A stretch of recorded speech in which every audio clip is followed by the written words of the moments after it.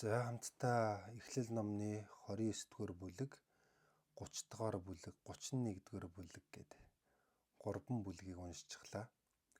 За ямар тач бүгдээрээ өдөр бүр Библийг уншдаг зуршилтай болохын тулд өдөр бүр Бурхны үгтэй ойрхон бас хамт байхын тулд дор бүрнээ хичээж байгаа. За би ч гэсэн хувьдаа маш их хичээж байна. Ялангуяа энэ 7 хоногт маш завгүй 7 хоног байсан боловч орой болгон Библийг уншаад унтах гэж маш их хичээж байна. За 29, 30, 31 дугаар бүлэг бол маш сонирхолтой бүлэг. Яг Яаковын амьдралд юу болж байгаа тухай бол маш тодорхой бичиж үлдээсэн байна. За Яаков бол нэгдүгээрт ахыгаа нэг удаа мэхэлсэн. Хоёрдугаарт эцгийгээ бас нэг удаа мэхэлсэн. За үүнээсээ болоод бол ах нь бол түүнийг үзэн ядаад уулзгал юм бол алхад бэлэн болчихсон. Ийм хүнд байдалд орсон хүн байсан. Тийм учраас өөрийнхөө төрсөн ээж Ребекагийн төрсөн ах Лабанид очиж амьдрахаар тэнд ам хорогдохоор бол явдаг байгаа. За тэгээд түүний аян замыг бол Бурхан ерөөсөн. Тийм ч учраас өөрийнхөө ээжийн төрсөн ах Лабаны гэрээг бол олоод очдог.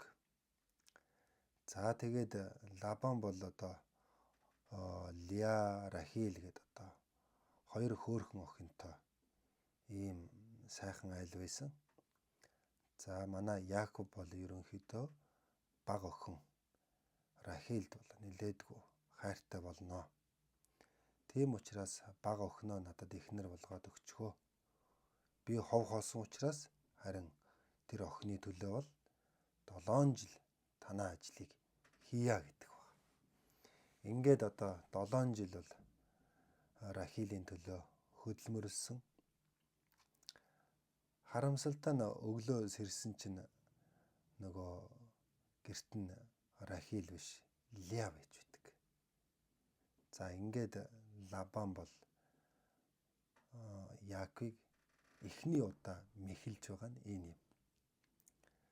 За тэгээд дараад нь янз бүрийн байдлаар манай Яаковыг бол Лабан нилээдгүй мэхлэж нилээдгүй хэцүү байдалд оруулдаг. Тэгээд яг энэ үйл явдлыг бүхэлд нь ингээд харж байхад надад юу бодогдсон бэ гэхээр өөрөө ахыгаа нэг удаа мэхэлж гисэн, эцгийгээ нэг удаа мэхэлж гисэн бас ийм нөхөр шүү дээ. Гэтэл Лабанид очисон чинь Лабан өөрийг нь хэд хэдэн удаа мэхэлж байгаа. За ер нь бол хүн өөрийнхөө ухсан нүхэнд өөрөө ундаг юм байна. Тийм ээ, өөдөө шидсэн чулуу бол өөрийн толгой дээр буудаг юм байна гэдгийг тод жишээ бол Яаков юм байна. Өнөөдөр чи хэн нэгнийг хуураад, тийм ээ, амжилттай хуураад, амжилттай мэхлээд явж байж болно. Хизээ нэгэн өдөр хэн нэгэнд чи өөрөө дахиад амжилттай хуурдагддаг, мэхлэгддэг юм байна гэдгийг бол яг энэ үйл явдал бол бодитоор сайн харуулж байна. Тийм учраас чи юу тарина түүнийг хурааж авдаг юм байна гэдгийг бол энэ Яаковын амьдрал бол биднэрт маш тод сургаж байгаа маа гэж бодогдлоо шүү. За 29 дугаар бүлэг дээр бол Лиа, Рахил гэдэг хоёр эхнэртэй болж байгаа тухай бол бичигдсэн байгаа. За тэгээд Яаковын эхнэр Лиагийн тухай бол бас ярихгүй болохгүй гэж бодож байна. За энэ Яаков бол Лиада тийм ч хайртай байгаагүй. бүр энэ 31-р 30-31 дээр ингэж утсан байна. Яаков Леад дургүй болохыг мөнхийн эзэн хараад түүнийг үр хүүхэдтэй болгож харин Рахилыг хүүсэр болгож бүр дургүй гэж бичсэн байгаа байхгүй юу? Леада. Тэ одоо зүгээр одоо зүгээр л нэг сонирхолтой байж магадгүй гэж одоо цухас одоо бодогдсон бодол юу вэ гэхээр Леагийн тухай Библиэлд бол Леа бол намуун зөөлөн харцтай эмэгтэй байсан гэж одоо бичигдсэн байна. Харин бага охин Рахил нь үзэсгэлэн гоо бүсгүй байлаа гэж бичигдсэн байна. За тэгээд эрэгтэй хүн бол одоо яалтчгүй одоо үзэсгэлэн гоо эмэгтэйчүүдэд л одоо татагддаг юм байна гэдгийн одоо тод жишээ бол одоо Яаков юм аа. Тэгээд Леада бол тэмч дуртай биш, бүр дургүй гэж одоо бичигдсэн байна. Тийм учраас Бурхан Леаг бол ерөөж түүнд үр хүүхэд өгсөн. За тэгээд эхнийхээ хүүг төрүүлээд Леа хүүдээ өгсөн нэр нь ийм нэр. Ингээд тэр мөнхийн эзэн миний шаналл зовлон хараад хүү өглөө. Нөхөр минь одоо надад хайртай болно эзээ гэд Реубен гэдэг нэр өгсөн. Энэ Реубен гэдэг нь мөнхийн эзэн миний зовлон шаналлыг харлаа гэсэн утгатай. Тэгэхээр одоо хүнтэй суучхаад байдаг.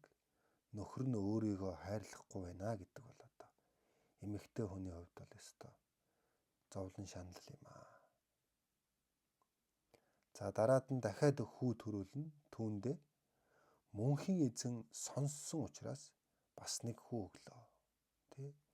Эзэн миний зовлон харлаа гэж хүүдээ нэр өгөөд эзэн миний зовлон сонслоо гэж нэр өгөөд. Энэ Леагийн хүүхдүүддээ өгж буй нэр нь Леагийн итгэлийг ингээд илэрхийлж байгаа юм. Леа бол тэр чинээгээр Бурхантай их одоо ойрхон амьдарч байсан гэдгийг харж байна. Тэгээ 35 дээр Леа дахин жирэмслээд хүү төрүүлэн одоо би мөнхийн эзнийг магтахаас өөр аргагүй гэд хүүдээ Юда гэдэг нэр өглөө гэж.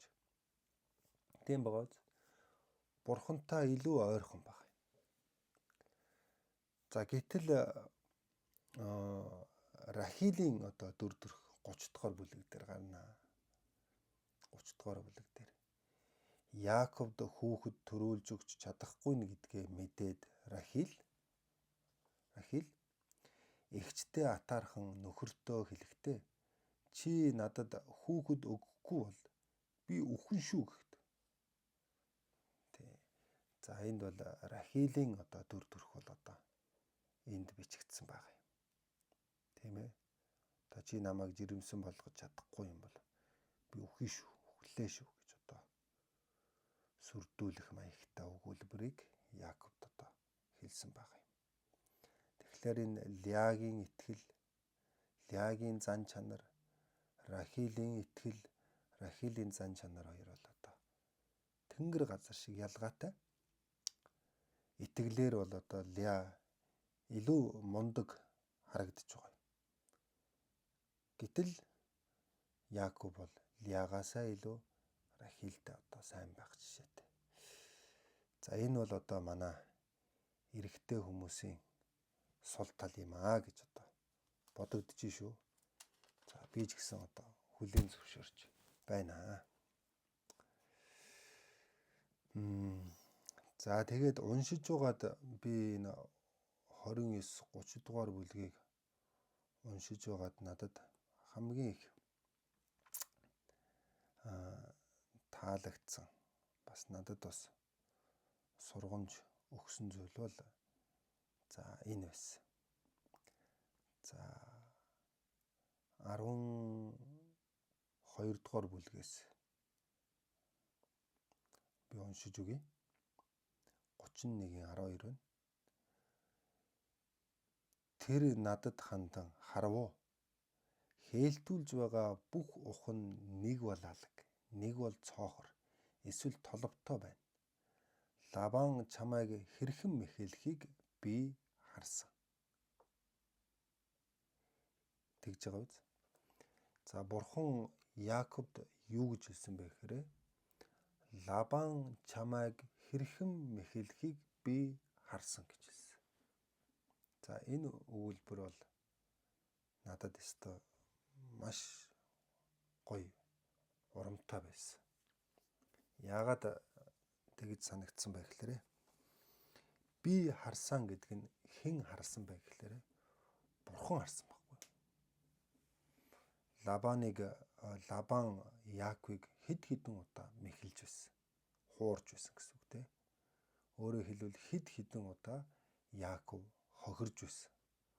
Гэхдээ үүнийг Бурхан харж байсан. Тийм учраас дараа нь тийм ээ Яаковыг Бурхан асар ихээр ерөөсөн. Тэр хууралд, тэр мэхлэлтэнд тийм ээ Бурхан түүнийг харж байсан байх нэ. За итгэлийн амьдралаар амьдарч байхад ч гэсэн надад яг ийм цаг хугацаа бас байсан. За энэ нь одоо би хин нэгэнд хуурцсан гэсэн одоо утгатай биш. Юу вэ гэхлээрээ ингээл маш их одоо хичээл зүтгэл гаргаал өглөөнөөс орой болтол хөдөлмөрлөөл байгаа мөртлөө ямар нэгэн нүдэнд харагдах ямар нэгэн одоо тийм амжилтанд ерөөсөө хүрэхгүй байгаа байхгүй. За яг энэ үед Бурхан надад яг энэ үгийг өгч байгаа юм шиг санагдаж байгаа. Гэхдээ чамааг ингэж хөдөлмөрлөж, ингэж зүтгэж байгааг чинь би харж байгаа. Гагцгүй чи шантралгүй тууштай бай гэж одоо хэлжвөө мэт санагдаж байна. Тэгээд хожим нь Яаков бол асар баян хүн болоод одоо тийм ээ Лабаны гэрээс гараад буцдаг байгаа. Тэгэхээр бүгдээрээ итгэлийн амьдралаар амьдарч байхдаа тийм ээ шантарч юусоо болохгүй бидний хөдөлмөрлөж байгааг зүтгэж байгааг тийм ээ бүгдийг нь одоо Бурхан харж байгаа гэдэгт бол итгэлтэй амьдарч болох нэ гэж одоо бодогдож шүү. За энэ өгүүлбэр энэ яг ишлэл өнөөдрийн тухайд бол хамгийн сайхан ишлэл байлаа. Лабан чамааг хэрхэн мэхэлхийг би харсан. Өөрөөр хэлбэл Бурхан тухайн агшинд одоо Лабанд мэхлүүлэхийг бол ингээд зүгээр ингээд хараад за энэ мэхлүүлж явахдаа таарсан амтан гэдэг ч юм уу ингээд хараад байж байгаа биш. Бурхан энэ бүх зүйлийн ард энэ бүх одоо дасгал, сургуульд нэг ёсны шалгалт, сорилт байхгүй. Энэ бүхний ард Бурхан одоо тийм ээ илүү их одоо ёроолыг өгөхгүй бэлдээд ингээд харж байдаг юм аа. Ямар ч тач намайг зовж байсан ч харж байгаа.